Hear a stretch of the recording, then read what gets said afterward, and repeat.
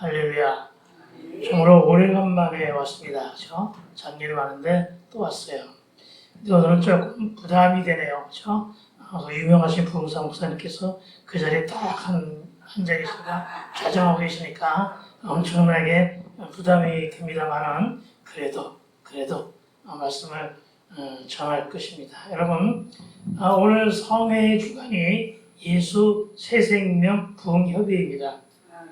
그리고 이 성회를 위해서 본문을 정해놓고 말씀을 준비할 때 문득 떠오르는 생각이 있었습니다. 왜 예수 새생명인가? 왜 예수 새생명인가? 예수 생명이면 되잖아요. 그렇죠? 예수 생명이면 충분하잖아요. 그런데 왜 새생명인가?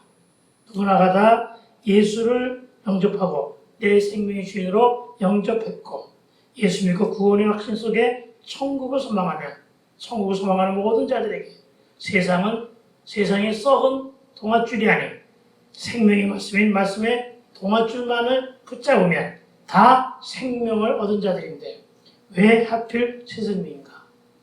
고린도전서 5장 17절은 누구든지 그리스도 예수 안에 있으면 어떻게 한다고요? 새로운 피조물이라. 아멘. 그렇습니다.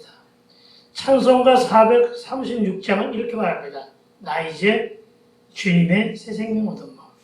옛것은 지나고 새 사람 되었다. 그 생명 내 마음에 강같이 이르니 그 사람 내게서 해가 집이 난다. 찬송을 부르지 못하고 그냥 이렇게 가사로 대신하는 것은 내가 원하지 못하기 때문에요. 그런데 이렇게 해보니까 또 은혜가 되잖아요. 그렇죠? 네, 가장 귀한 말씀은 그 사람 내게서 해가 집이 난다. 그렇습니다. 제가 이 아산 설화산 기도는 물론이고 이 아산 천안아산이 저에게는 참으로 뜻깊은 장소입니다. 처음으로 고백하는 것은 1999년도 망함의 사건과 함께 알코올 중독이었을 때 내 가정은 풍지박산이 났었죠. 그리고 우리 집사람은 떠났고 나도 가출했고 그래가지고 한 8년을 헤어져 살았어요. 그러다가 우리 집사람하고 극적으로 만나서 회복한 장소가 바로 가까이 있는 배방역 앞에 있는 배방면이에요. 그리고 그와 만나서 왔다 갔다 하면서 거기도 그때 당시에 서울 24때죠. 몇 번씩 왔었던 장소이기 때문에 이 장소만 오면 여기만 오면 내가 은혜가 더 깊이가 있게 된다는 사실을 조금이나마 기억해 주시길 부탁을 드립니다. 그렇습니다. 여러분, 새 생명은 내 인생과 내 삶과 내 가치의 변화고 성하여 성결인데 저는 이 말을 변화라고 하는 말씀 속에 담고 말씀을 전합니다. 여러분, 교회를 다니고 예수를 믿어도 고난은 찾아올 수가 있습니다. 실패도 실수도 할 수 있으며 예수 믿고도 인생도 삶도 고통 중에 힘들 수 있습니다. 기도하며 살아도 지치고 고될 수 있으며 고난이 연속으로 가중될 수도 있습니다. 대적들로 인해서 우겨싸움을 당하고 공연한 일로 꼬이고 막히며 다친 데다가 남의 이야기 좀 듣지 말고 내 이야기처럼 그렇죠? 사건과 사고가 거듭나와. 나는 여태까지 한 번도 그런 일이 없었다고 거짓말하지 말고 사건과 사고가 거듭하며 벼랑 끝까지 밀리니 그 지친 마음에 실족의 위까지 갔을 때가 분명 있었다는 것입니다. 그래서 나오니 한숨이요. 오로지 염려와 근심 가운데 있을 때 말씀 한 줄이 빛이 돼요. 네? 말씀 한 줄이 빛이 되어 다시금 주를 만나 첫사랑이 회복되니 할렐루야. 첫사랑이 회복되니 뭐가 됐다고요? 새 생명이 됐다. 첫사랑이 회복되었더니 뭐가 됐다고요? 새 생명이 내 안에 간직된 것을 믿게 되길 주의로 축원드립니다. 그렇습니다. 저도 예수 믿고 참으로 열심히 살았습니다. 오늘은 세상에 있다가 망함의 사건과 알코올 중독을 겪으면서 하나님을 만난 사건이 아닌 예수 믿고 참으로 열심히 특심이 되어 내 소견에 오른대로 살다가 또다시 망함의 사건을 겪으며 스스로 물질의 연단 속으로 내 스스로 빠져들게 된 사건, 그 사건을 회상하며 간증으로 들려드리고자 하는데 여러분, 오늘 간증을 듣고 적용은 각자의 몫입니다. 적용은 각자의 몫이고 반응과 결단 역시 여러분의 몫이니 말씀 속에서 말씀으로 진단된 처방전을 잘 받아 저와 여러분의 십자가 여정에 시온에 들어가 활짝 열리며 새 생명이 회복되기를 다시 한번 축복합니다. 그렇습니다. 저도 예수 믿고 처음에는 내 열심만으로 살아왔던 자입니다. 열심이 특심이었습니다. 여러분, 저는 초보 신자 때 경험인데 새벽 기도 후 구약 10장, 신약 10장, 그리고 큐티로 내 영을 채우면서 하루의 일과를 시작했는데 예배와 유명 강사들이 초빙된다는 기도를 섭렵하면서 온갖 집회를 열심히 쫓아다녔습니다. 그것이 내 살 길인 줄만 알았고 그때 그 길이 그 경험이 오늘의 내가 있을 수도 있었다는 것을 간직하고 있습니다. 그런데 그때는 굉장히 위대한 착각 속에 살았었다는 것입니다. 그렇게 살고 있는 내가 대단한 믿음이 성장된 자인 줄로 알고 있었기 때문입니다. 기도하던 중에 내게 주신 가르침의 은사와 단연간 입시생을 가르친 노하우로 큐티에 접목한 큐티 앤드 스타디 QS 학습법을 만들어냅니다. 그리고 그것을 고안하여 만들어 놓고는 이것을 도구로 하여 청소년 사역을 하려고 계획합니다.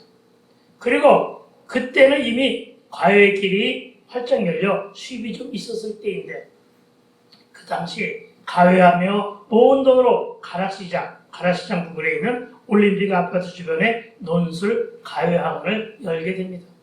하지만 저의 생각은 참으로 순수했고 내 마음도 내가 보기에도 기특했고 그럴듯했습니다. 아이들을 모아서 그들에게 성경 쓰기와 큐티를 먼저 가르치며 복음 전하고 그리고 난 후 자기 주도의 학습으로 입시를 지도하겠다는 그런 생각으로 학원을 찾는데 그만 그 일이 내 인생의 두 번째 망하게 되는 패착을 가져왔다는 것입니다. 하나님의 뜻을 잘못 읽었기 때문입니다. 하나님의 뜻을 잘못 해석했기 때문입니다. 나는 잘못 받은 기도 응답으로 착오를 차렸지만 이 일은 내 뜻이었지 하나님의 뜻은 분명 아니었다는 것입니다. 이렇게 내가 내 생각과 하나님의 뜻은 전혀 달랐는데 여러분 우선 먼저 그 시기는 결단코 학원을 요만큼이라도 하는 사람들은 결코 학원을 차리는 시기가 아니었습니다. 왜냐하면 그 시기가 바로 언제냐면 한국 축구 4강의 신화를 쓴 언제요? 2002년 월드컵 축구대회 기간이었기 때문입니다. 이미 온 나라가 축구가 열리기 직전부터 들떠 있었기 때문에 그렇죠? 여러분 잘 기억할 것입니다. 축구 팬들뿐만 아니라 온 국민이 열광했었고 그렇죠? 거리거리 응원이 처음 시작했을 때가 바로 그 시기입니다. 거리거리 응원 인파를 뒤덮으며 온 나라가 떠들썩했는데 그래서 학원이나 학교, 관공서와 함께 심지어 교회에서도 빨리 예배 끝나고 축구 중계를 들려주느라 본업과 본질을 망각하고 그렇게 살았던 그런 시기가 바로 2002년도였단 말이죠. 일단 먼저 학생들은 물론 입시생들 모두가 다 들떠서 나누는 대화가 오로지 입시가 아니라 공부가 아니라 학습이 아니라 무슨 얘기? 축구뿐. 입시생들조차도 내일 모레가 수능이 다가온데도 불구하고 공부를 안 했습니다. 마치 2000년에 뭔가가 이 나라에 기적과 같은 일이 벌어질 줄만 착각했던 것이죠. 그런데 축구가 끝났어도 아무 일도 없었잖아요. 그렇죠? 그래도 그때는 정신들을 못 차렸죠. 학생들은 여러분 이렇게 학교도 입생도 공부를 안 하는데 학생들이 학원을 올 이유가 없죠. 저는 학원을 다녔지만 찾는 이가 없었습니다. 그야말로 파리만 날릴 뿐이었습니다. 낚시들이 우니 고기하니 물어매라 하며 한탄하는데 학원 건물의 월세도 심지어는 전기세와 전화 요금도 내지 못하는 어려움을 겪게 됩니다. 그래도 한편으로는 과외하면서 열심히 과외 수입은 꽤 되는 바람에 버틸 수 있었지만 한계가 있었습니다. 그때만 해도 더 많이 열심히 기도했지만 형편은 전혀 나아지지 않았습니다. 새벽에도 기도했고 길을 걸을 때도 기도했고 운전할 때도 기도했고 기도를 선정하며 기도했으며 그 좋아하는 축구 중계 한 번도 안 보고 오로지 기도에 올인했는데 하나님은 여전히 침묵하셨습니다. 그 어떤 말씀도 주시지 않았습니다. 내 주머니와 학원들 흉년이었고 어려움은 가중되었는데 이것은 마치 사사기 21장 25절의 말씀대로 이스라엘에 왕이 없었으며 이스라엘에 왕이 없어서 이스라엘 사람들이 어떻게 살았죠? 이스라엘 사람들이 말씀이 없고 왕이 없으니까 다시 얘기하면 내 안에 예수가 없었기 때문에 각체 소견에 옳은 대로 살다가 베들레헴에 대한 흉년을 잘못 해석한 나오미처럼 모압으로 이민 가는 사태가 벌어진 그런 시기처럼 나도 그렇게 살았단 말입니다. 나오미가 그렇게 해서 남은 것은 오로지 세상의 과부였듯이 저 역시도 예수 믿기 전에 망함의 사건 그것을 만날 때보다 더 많이 큰 시련 속에 빠져들게 되었다는 것입니다. 그때 내가 처음 예수 믿었을 때 하나님께 서원하여 약속드린 청소년 사역을 실천하기 위해서 큐티를 통한 청소년 사역을 할 수 있게 해달라고 그 길을 열어달라고 동분서주하며 기도하며 매달리고 때였었는데 빨리 사역을 하고 싶은 열정과 나의 조급함이 말씀으로 내 속에 옳은 대로 적용하였으며 전적인 내 욕심으로 다시 말하여 하나님 뜻이 아닌 즉 성령의 조명하심도 없이 내 뜻, 내 지식, 내 경험, 내 고집으로 논술학원을 만든 것이 폐차되었다는 것입니다. 이론에 난 다시 내 생활전선에 흉년이 들어왔고 이때는 이런 깨달음과 이런 각성도 말씀도 다시 들어야 한다는 의식도 없이 내 뜻, 내 생각, 과거 내가 학원을 운영했던 경험만 앞세우며 버티고 있었다는 말씀입니다. 그러다가 드디어 그의 수능이 끝나고 축구도 끝났습니다. 이어서 수능 점수로 대학에 1차 합격한 아이들이 논술학원을 찾게 됩니다. 이제 몇 주기도 한철이라고 제철이 되었습니다. 국어 선생이고 제가 논술 가외 선생이었거든요. 2차로 논술을 준비하는 시기가 되었습니다. 메뚜기가 한철이라고 내가 만든 논술학원에도 논술 입시 문의가 빗발치기 시작했고 그때까지만 해도 2002년도만 해도 여전히 제가 논술 가외 선생으로 그래도 분당이나 개포동이나 서초 등에서 좀 이름이 있었던 때였습니다. 유명세가 좀 있었다는 얘기입니다. 그래서 논술과의 소개가 이것저것에서 들어오기 시작합니다. 그러던 중에 어느 날 K대 법대 유튜브라고 해서 제가 K대 법대라고 할 테니까 여러분 어느 대학인지 잘 알아서 생각하십시오. K대 법대 2차 합격생이 그 부모와 함께 논술 기간이 일주일밖에 안 남았는데 일주일 동안에 책임져 달라고 그 양반이 돈을 싸들고 내 소원만 듣고 그 부모의 지인의 소리를 듣고 찾아왔는데 일주일에 있을 그 대학 2차 논술 시험에 합격시켜달라는 조건으로 논술 가입비를 내놓습니다. 그때는 부르는 게 값이었습니다. 그래도 예수를 믿는다고 해서 예수를 믿는다고 해가지고 돈을 조금 작게 받았습니다. 얼마를 받았을까요? 700만 원. 아무도 안 넣으시는데. 그리고 그 시간은 여러분 참으로 오랜 가문 끝에 담배와 같은 고통을 받았고 그리고는 어떻게 했을까요? 합격시켰을까요? 당연히 합격시켰습니다. 여러분 자녀를 키우시는 여러분 혹시 있다면 여러분 가요 선생님들한테 속지 않게 되기를 부탁을 드립니다. 여러분 1차 합격생들은요 돈 700만 원씩 안 갖다 줘도 논술을 합격할 수 있는 능력이 있습니다. 네, 그것을 부추긴 사람이 나죠. 네, 그래가지고 합격을 시킨 것입니다. 그러고는 또 다른 학생들이 찾아옵니다. 부모와 찾아온 학생은 이번에는 Y대학교. 이 Y대학교는 수능이 끝나면 K대학교는 수능이 끝나면 일주일이고 Y대학교는 수능이 끝나면 2주일이에요. 2주일 기간. 2주일 기간이에요. 그래서 가격도 약간 쌉니다. 두 아이가 왔어요. 그래서 1,000만 원. 여러분은 뭐 보통 700만 원, 1,000만 원 해도 별로 그렇게 안 놀라는데 해본 적이 없었어. 그렇죠? 여러분 정말 2개월 동안 짧은 입시기간에 벌어들인 돈이 수입이 3,000만 원이었습니다.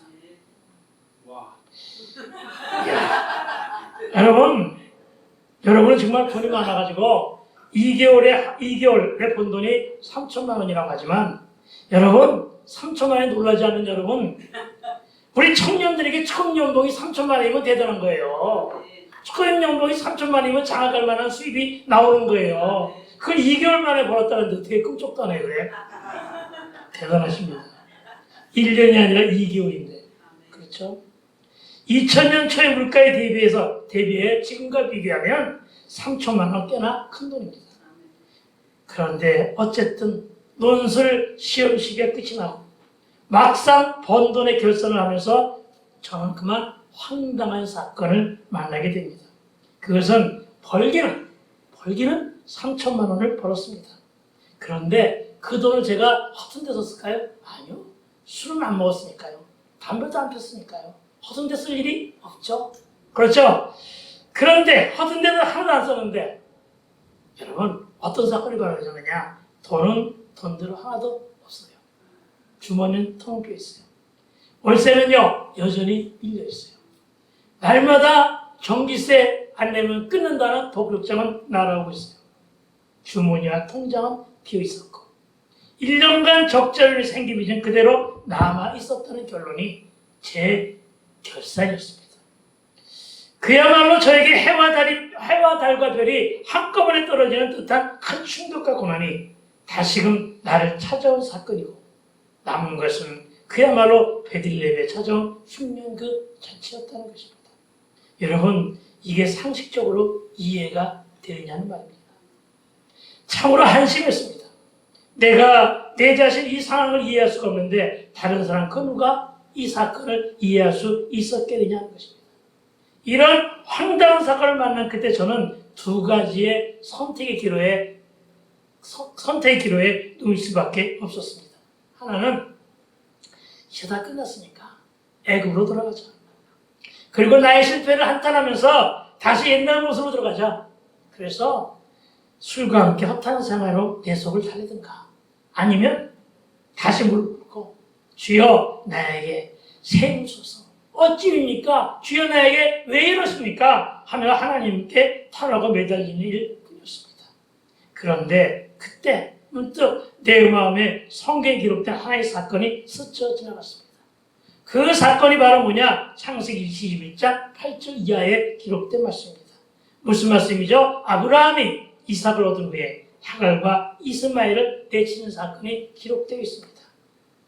집에서 쫓겨나 광야를 헤매던 하갈과 이스마엘 모자가 갈증과 목마름으로 이제 죽기를 하고 하나님께 애통함으로 간절히 구할 때 하나님께서 하갈에게 우물, 샘터를 발견하게 하십니다. 그리고 이스마엘에게 언약을 주신 사건, 그것이 기록된 사건입니다.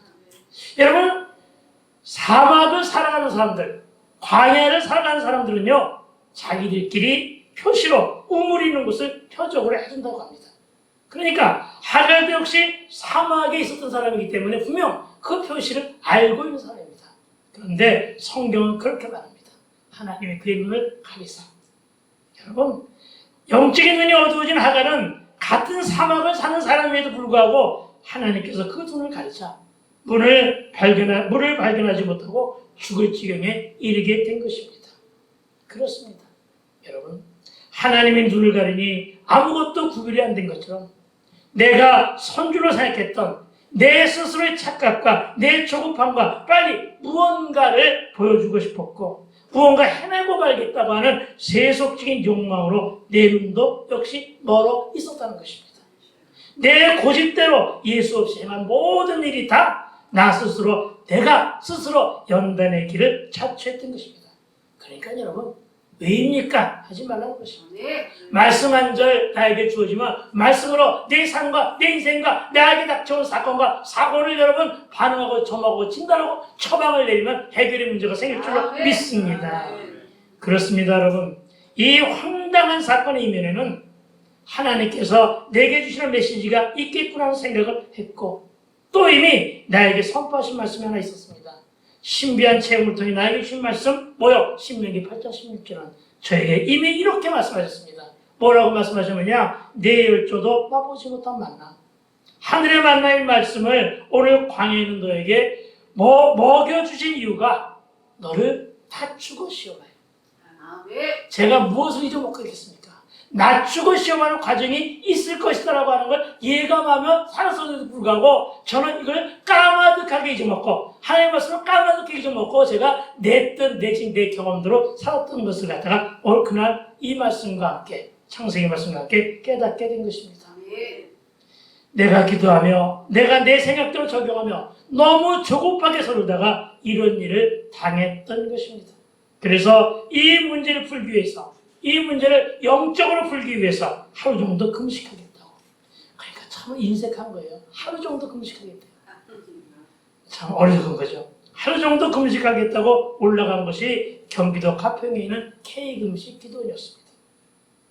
그것이 어디냐 하는 것도 짐작으로 알아주세요.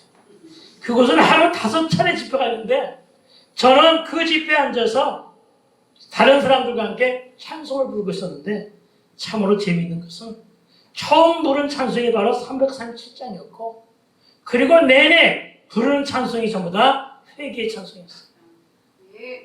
눈물이 회개의 찬송을 통해서 회복되기 시작합니다. 회개하는 마음으로 설교 시간을 기다리고 있었는데 그날따라 말씀을 인도하시는 목사님들이 전부 다 말하기를 설교 내용과 내용이 바뀌었다고 하면서 설교 제일 많은데 어느 한 목사님, 그 목사님의 이름을 제가 잊어먹었는데 그 양반이 하는 이야기가 뭐냐? 11조를 도둑질한 사람이라는 제목이었습니다. 11조를 도둑질한 사람. 이라는 제목으로 설교를 했습니다. 저는 이 말씀을 들은 순간 문득 깨달아지는 사건이 하나 있었습니다. 그것은 바로 처음 제가 논술 과외 학생이 부모와 함께 700만 원을 입금시켜 주겠다고 약속을 하고 돌아갔을 때 제가 하나님 앞에 뭐라고 소원했을까요? 주님, 700만 원이 오면요 제가 11조 꼭 드릴게요. 근데 여러분 그때는 아직 초보신자예요. 70만 원을 벌어서 7만 원 드리는 건 가벼워요. 그렇죠? 아직 여전히 내가 모든 것은 다 하나님께로 왔다고 하는 신앙도 부족한 상태에서 700만 원에서 70만 원 여러분 쓸 것이 너무나 많았기 때문에 감당하기 힘들었어요. 그거 못 드렸어요. 그런데 여러분 정말 우리는 유혹하는 것에 속지 말아야 되는데 속게 되는 사건이 생깁니다. 그래서 뭐냐면요. 연달아 제가 누가 왔다고요? 2명이 왔다고 그랬잖아요. 그렇죠? 이미 하나는 떼먹었고 그렇죠? 근데 누가 와요? 500만 원짜리 2명, 1000만 원. 1000만 원짜리가 딱 들어오면서 입금을 시켜준다고 하니까 제 속된 마음에 여러분도 아마 그런 생각을 많이 했을 거예요. 아, 그렇구나. 오늘 1000만 원이 들어오면 그 70만 원과 함께 170만 원을 드리면 되겠구나. 그러나 입금하기 전 얘기예요. 입금 시작하기 전에는 그런 아주 갸륵한 생각을 했었다는 것입니다. 그런데 입금한 이후에는 마음이 달라지는 거예요. 제가 그런 놈이에요. 여러분, 나의 연약한 믿음은 결국 다 드리지를 못했습니다. 그리고 지금에서 휘티한다고 하면서 깨달은 것은 이 잔머리의 잔 굴림이 바로 악인의 꾀였고 이것이야말로 고의적인 불순종이었구나 하는 것을 깨닫게 됩니다. 그리고 그 이후에 계속해서 가야비로 목돈이 들어왔고 그래서 논술을 해서 번 돈 3천만 원 중 단 한 푼도 11조를 드리지 못한 내가 바로 그 목사님 설교하는 제목 11조를 도둑질하는 놈이었습니다. 예, 그렇습니다. 그래서 저는 이를 깨닫고는 엄청나게 회개했습니다. 정말 너무 많이 회개했습니다.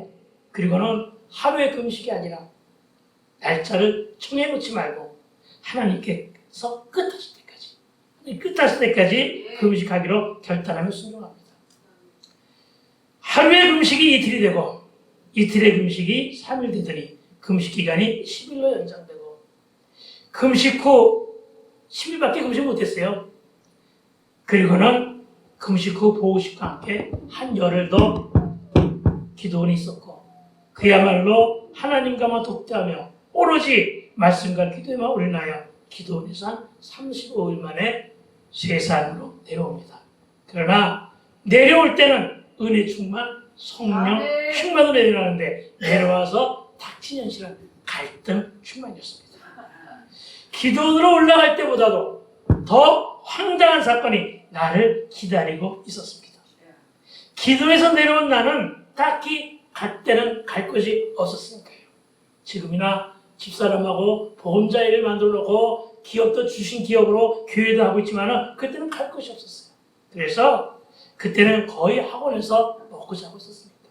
그러니까 학원을 향했는데 학원에 도착하자 어떤 일이 벌어졌을까요? 내가 사용하던 집기들이 건물 밖으로 옮겨져 있어요. 잠긴 학원 입구에는 임대라고 써붙였어요. 보증금이 다 까먹은 상태라, 그리고 월세가 밀린 상태라 끽소리 못하고 밖에서 나를 기다리며 비 맞고 먼지만 뿌옇게 쌓이고 있었다. 누가 집어가도 돈 될 물건이 하나도 없는 그런 물건들만 밖에 먼지를 쓰면서 덮어쓰고 있었습니다. 그래도 그때는 참으로 유일하게 내 발이 되어주던 수용차에 그 짐들을 주차에 가득 싣어놓고 그곳을 빨리 빠져나가고 싶었어요. 너무 부끄럽고 창피했어요. 그래서 빠져나와서 가락시장이니까 강변을 달리기 시작합니다. 갈 곳이 없었으니까요. 이미 논술량도 끝이 났고 수업도 없었으니까요. 학원은 그렇게 해서 문을 닫았고 또다시 가외 자리를 수소문을 하지만 수소문을 해야 하겠지만은 그때 그 당시는 아무것도 생각하고 싶지 않았기에 그냥 그렇게 차를 몰고 달린 것입니다. 그야말로 목적지 없는 나의 행보는 방황 그 자체였는데 차를 몰고 도로 위를 올라가 달리고 있을 때 이때가 정말로 지금도 생각하면 정말 위험천만한 순간순간이 너무나 많았던 것은 문득문득 나를 유혹하는 소리가 들립니다. 지금 이때야. 눈을 감아. 끔찍한 소리였어요. 이때야. 눈 감아.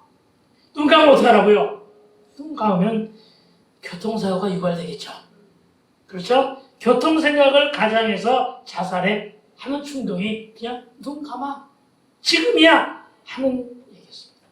저는 그 유혹의 소리에 진짜로 눈을 감았어요.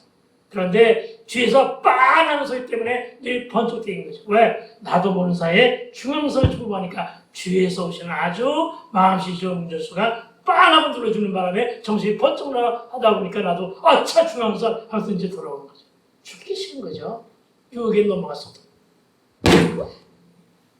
방해를 많이 한다. 그렇죠? 나도 모르는 사이에 그러다가 달리면서 하던 것이 구리 다가서 광나루 유원지 다가서 저 건너편 워커힐 호텔이 있는 강변 휴게소에 차를 세웁니다. 그러나 세운 이유는 어디에 있느냐면 차에 기름 넣을 돈이 없었는데 차는 기름 넣으라고 빨간불이 들어왔기 때문입니다.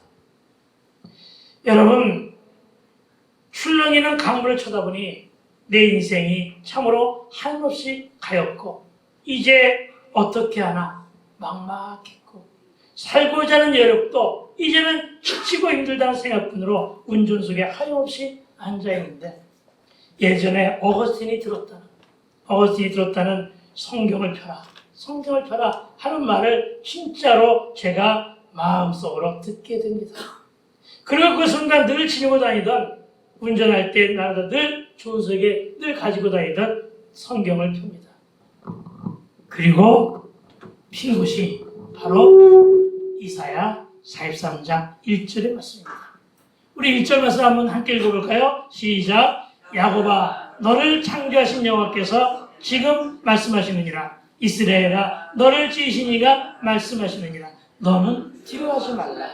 내가 너를 구속하였고 내가 너를 지명하여 부르노니 너는 내 것이라. 아멘. 여러분, 저는 이날 이 본문에서 주의 음성을 듣게 됩니다. 나를 창조하시고 너를 지으신 개혁판에서는 너를 조성하신 그 하나님을 본문 말씀을 통해서 만나게 되었다는 것입니다. 여러분, 창조는 처음 만들었다는 것이고 너를 지으셨다는 것은 내가 너를 다시 조성해서 내가 다시 너를 지었다. 내가 너를 깎고 다듬어서 다시 한번 사용하겠다는 음성으로 들었단 말입니다. 그리고 내가 너에게 새 생명을 주시겠다고 하는 말씀으로도 듣게 된 것입니다. 여러분은 이렇게 말씀 속에서 말씀하시고 역사하시는 주님의 음성을 레마로 들을 줄 알아야 합니다. 살아계신 하나님을 발견하며 그분과만 호흡해야 될 줄로 믿습니다. 말씀 속에서 살아 역사하시는 주님의 음성 뭐라고 하셨느냐?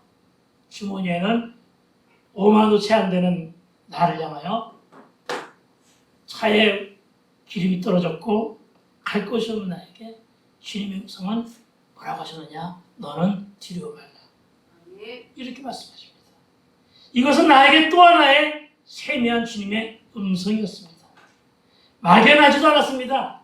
그저 이 말씀이 그대로 믿어졌고 이 말씀이 그저 그냥 주님의 세미한 음성으로 들려졌다고요. 네, 그냥 알아서 하실 것 같은 느낌이 들었던 거예요. 앞으로의 인생, 오늘 이후의 삶을 두려워하지 말라는 뜻으로 해석했기 때문입니다. 여러분, 주머니는 비었고 졸지에 다시금 백수여 살 길이 막막한데 두려워하지 말라. 두려워하지 말라고 하는 이 말씀은 그날 나에게는 위로가 되기에 충분했고 내 인생 이것으로 끝이 아니야. 이제 내가 너를 책임지겠다는 말씀으로 들은 말씀, 그 들은 말씀이 바로 뭐냐? 너는 내 것이야. 야곱이 야복 강가에서 하나님의 사자와 씨름하며 분열의 하나님을 만났을 때 하나님은 창세기 32장 28절의 말씀으로 그가 이르되 내 이름을 다시는 야곱이라 부를 것이 아니요 이스라엘이라 부를 것이니라. 아멘. 무슨 말이냐면 야곱에게도 말씀하시고 이스라엘에게도 말씀하시는 이 말씀 안에서 주님은 내 이름을 바꿔주시겠다고 하는 하나님을 그날 이 보호 말씀을 통해서 듣게 되었다는 것입니다. 여러분, 이 말씀을 제 이름의 뜻을 바꾸시듯 제 이름의 뜻을 바꾸시듯 내 인생, 내 삶을 바꾸시면서 내 삶을 주관하시겠다는 음성으로 해석했다는 것입니다. 다시 말하여 이제 제 이름이 김현경인 건 아시죠? 연경의 삶을 청산하고 연경의 삶을 살아라 하는 말씀으로 듣게 됩니다. 헷갈리죠? 무슨 말이냐? 제 이름에 연경의 경자가 두 가지 음으로 발음이 됩니다. 하나는 경서경이고 하나는 성경경입니다. 경전경. 그러니까 경서경으로 사용을 하면은 선생이에요. 그런데 경전, 성경경으로 해석하면 그리고 가운데 자인 연자가 연설연자, 행할연자니까 말씀연자가 아니라 성경경자, 성경을 연설하는 자. 그러니까 예전의 삶은 선생이었지만 이제부터의 삶은 뭔가 달라지잖아요. 그렇죠? 어떻게 해석하는지는 여러분이 자유지만 저는 그때는 아직은 목사가 되고자 하는 꿈은 없었지만 그래도 여러분 내 이름을 이렇게 바꾸어 주셨습니다. 그런데 날이 어두워졌습니다. 차 안에 미등을 켰습니다. 흐릿한 불빛 아래서 제게 들려신 주의 음성은 또다시 들립니다. 뭐라고 하느냐? 내가 너를 구속하였다 하십니다. 그리고 너를 지명하여 부르신다 하시며 다시 한번 주시는 주의 음성은 너는 내 것이다. 아멘. 그렇습니다. 그러나 나는 이날 이 말씀으로 다시금 하나님을 만나게 되고 첫사랑이 회복되었으며 눈물이 회복되고 새 생명을 견인케 되는 통기가 되었는데 창조주께서 저희 전능하시며 살아 역사하신 하나님께서 피조물인 나를 향해서 내가 뭐라고? 나 같은 죄인이 나를 향하여 너는 내 거야. 아멘. 너는 내 거야. 아멘. 아멘. 여러분 주님의 음성입니다. 여러분 너는 내 거야 하는 주님의 음성을 오늘 저와 여러분 함께 듣게 되길 주의 이름으로 축원드립니다. 아멘. 하나님이 나를 다시금 만나주시며 주님이 허락하신 말씀은 너는 내 거야. 사랑의 고백입니다. 창조주께서 나를 향하여 사랑한다 고백하신 것이 너는 내 거야 했습니다. 눈물이 막 쏟아졌습니다. 가슴이 켜켜왔습니다. 절절한 서름이 복받쳐 올랐습니다. 너무나 막막했는데 그야말로 열심히 살았는데 하는 반문도 하면서 나는 지금 이게 뭐야 하는 마음도 다 사라지고 오로지 그날 말씀 속에서 하나님을 만났다는 것과 너는 내 것이라고 하는 말씀 속에서 기쁨과 시로 통곡하며 회개하고 감사를 나눕니다. 2월달이었습니다. 아직은 춥습니다. 그리고 미동을 켰지만은 거기에 히터도 쓸 수 없었습니다. 하나도 춥지 않았습니다. 아마 밖에서 사람들이 들여다봤다면 약간 이렇게 생각할 정도로 저는 차 안에서 울며 불며 찬양하다가 혼자니까 음침은 상관없잖아요. 혼자 찬송하다가 아주도 감사하다가 그리고는 2절, 3절, 4절, 21절 말씀까지 하나하나를 묵상해 나가기 시작합니다. 오로지 주신 말씀은 너는 내 거야. 내 것, 내 거야. 내 것, 나의 것. 여러분, 나의 것의 의의는 소유격입니다. 하나님이 나를 소유하신다는 것입니다. 하나님이 너는 내 거야 하심으로 말미암아 하나님께서 저와 여러분을 소유하시겠다는 말씀의 선포임을 믿게 되길 주의 이름으로 축원드립니다. 그냥 너는 내 것이 아니란 말입니다. 너희들은 저와 여러분은 다 하나님의 것, 하나님의 소유물임을 믿으시기 바랍니다. 하나님이 소유하셨으니 하나님이 보호하시겠죠. 그래서 두려워하지 말라고 하셨던 거예요. 그리고 하나님이 보호하시면서 그냥 보호하시겠습니까? 하나님께서 사용하시겠죠. 이 세 가지가 내 마음속에 적용되니까 너무나 기뻤던 것입니다. 저는 차 안에서 그렇게 나홀로 부흥이 갑니다. 찬송하다가 기도하고 그리고 또 기도하다가 21절의 구절까지 말씀 묵상하면서 그날 꼬박 밤을 차 안에서 꼬박이 지냈습니다. 그러나 저의 간증은 여기까지입니다. 더 듣고 싶으면 이후의 말씀은 나를 간증 집회로 초대하면 듣게 될 것입니다. 그러나 이때 내 주머니에 가진 돈이 5만 원도 채 안 됐는데 하나님은 나를 굶기지 않으셨습니다. 하나님은 나를 사용하시면서 여기까지 인도하셨습니다. 그 과정은 2절부터의 말씀인데 여러분 그것은 나중에 차는 기름 달라고 하고 아침에 문득 정신을 차니 처음 느낀 것이 뭐였을까요? 방금 전에 은혜는 간 것 없고 제가 가장 먼저 느낀 것은 여러분도 아마 느껴본 적이 많을 거예요. 뭐였을까요? 배가 고프다. 참 사람이 너무나 간사하고 너무나 약한 거예요. 은혜 충만함으로 새벽을 맞았으면서도 여러분 가장 먼저 오는 게 배가 고픈데 어쩔 건데 그렇죠? 배가 고프다. 그런데 그 이후에 오늘날까지 하나님은 나를 이렇게 어떻게 인도하며 여기까지 오게 하셨는가?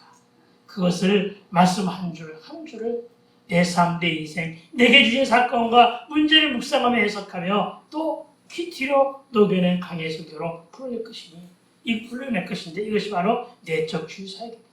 그리고 오늘 여기까지 온 것입니다. 기대하시라 개봉박도.